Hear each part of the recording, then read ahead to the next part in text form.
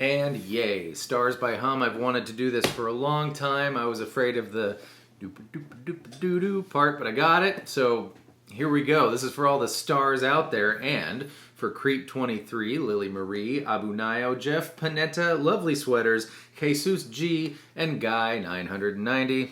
Not Guy 989, and certainly not Guy 991. Are you still here? Is anyone still here?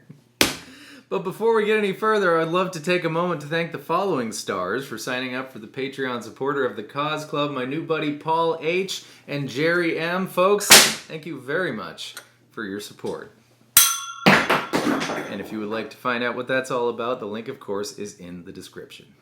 Put your guitar into drop D, which means everything's normal except your low E string, which is now a D. We're going to do the coolest thing about playing guitar in this song, and that is when you're in drop D, playing a D chord, and you get to strum everything.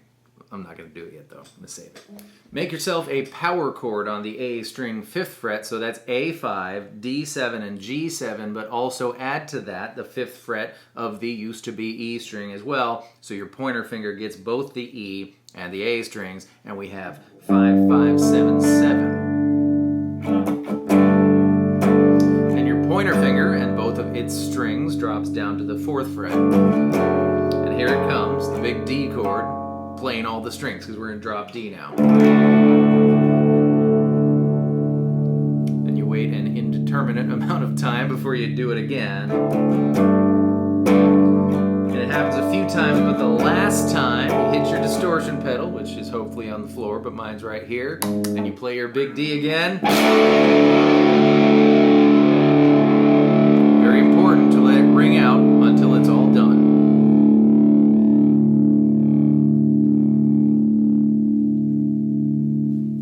Then we're back to clean, and it doesn't get any more 90s than this. You're going to grab the A string 9th fret, and that's it. And you're going to strum mostly the lower strings. And then you're going to move it to the G string 9th fret, and you're going to strum mostly the higher strings. Back and forth.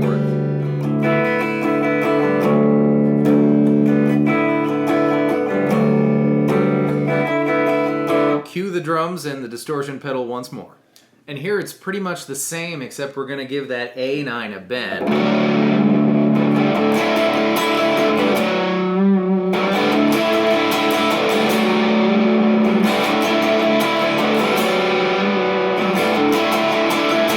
And that's the verse 2.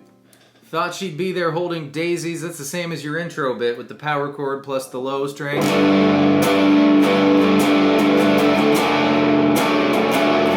then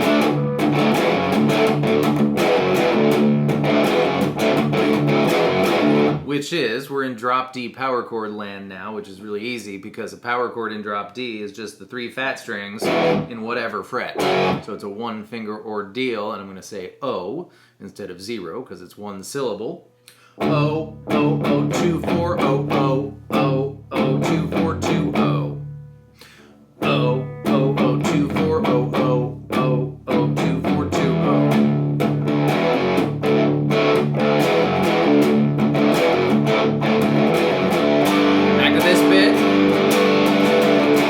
We're back up to A9, and then we're going to grab, here's an octave shape for you, B17 and D14. Third time, but the 4th time, we're going to add the E string 17th fret, the baby E string as well for that really high one, right? So 4 times without the E string. 1, 2, 3, 4. After the second chorus, we've got a little down section, and there's a clean guitar part in here, which I believe is also in the verse, but I didn't want to mention it till now, because this is when it really pokes out in the myth. Myth? Myth means mix. Okay, check this out. This is super cool and super nerdy. It's like a D chord. You can play it here. I think they play it here, but I'm going to play it down here because I like it better. But it's the same thing either way. It's like a D shape, a D chord, except no baby E string. So just G2 and B3, and you're going to pluck like this. Open D, B3, B2, G2, G open, G2. That was 6 notes. 1, 2, 3, 4, 5, 6, or 3 beats worth of music, 8th notes. 1 and 2 and 3 and 1 and 2 and 3 and, but here's the thing, this song is not in 3, it's in 4. So the rest of the band here, the bass and the drums, both of them, are playing along in 4, and 3 guy is playing along in 3. So every time 3 guy does his thing 4 times, he's done 12 things, right? And every time 4 guys do their thing 3 times, they've done 12 things. So every that often, they line up again. But you don't have to think about that. You can just count to 6 and do your part and try not to focus on that 12 thing. But, you know, 1, 2, 3, 4, 5, 6. 1, 2, 3, 4, 5, 6. And that's all I have to say about that. All right, here we go. I feel like this is going to be a point of contention. I don't usually go consult tabs, but this is a thing I wanted to know what the rest of the world thought about this, and I could not find a single tab that agrees with what I am about to say. I know this is it because I have some very fancy software. It's not that fancy. You can go get it too. It's 40 bucks. It's called Transcribe with an exclamation point at the end, and it slows music down really well, really clear, so that we can make the tunes move at the speed of our feeble minds, right? And this is unequivocally it. We're going to be on the E string, 5, 7, A string, 5, 0. Now I know they chug pluck this whole thing, but that's way too fast. I'm just learning this today, so I'm going to hammer on and pull off willy-nilly. Followed by E, 5, 7, 5, 9. That's a giant leap you got to make there from 5 to 9.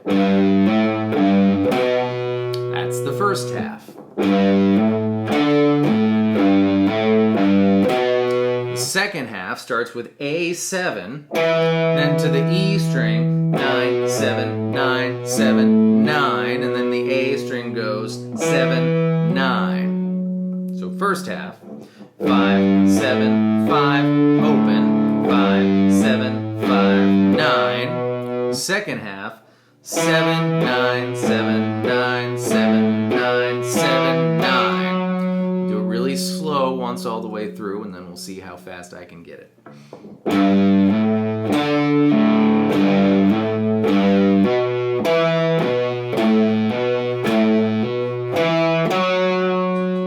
Alright, not nearly song speed yet, but this should give you an idea. It sounds a little bit more like it now, a little faster.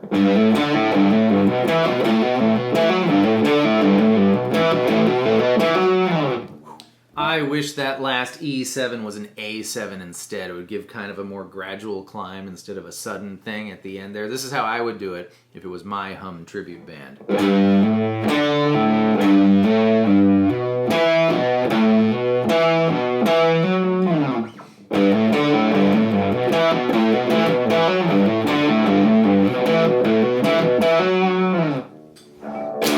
That's all I have to say about that. Thank you so much for being here. I hope that was fun and helpful, and I will see you next time with more stuff. Goodbye.